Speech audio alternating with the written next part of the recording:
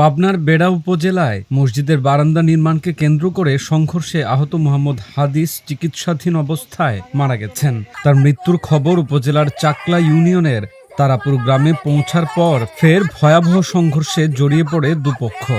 এই সংঘর্ষে অন্তত ১৫টি বাড়িতে ভাঙচুর, অগ্নিসংযোগ ও লুটপাটের ঘটনা ঘটে।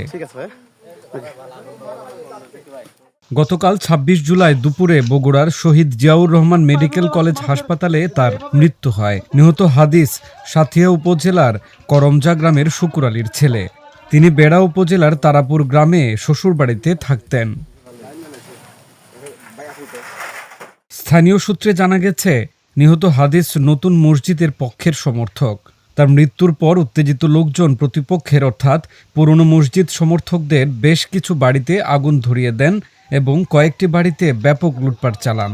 খবর পেয়ে বেড়া মডেল থানার পুলিশ ঘটনাস্থলে পৌঁছে পরিস্থিতি নিয়ন্ত্রণে আনে।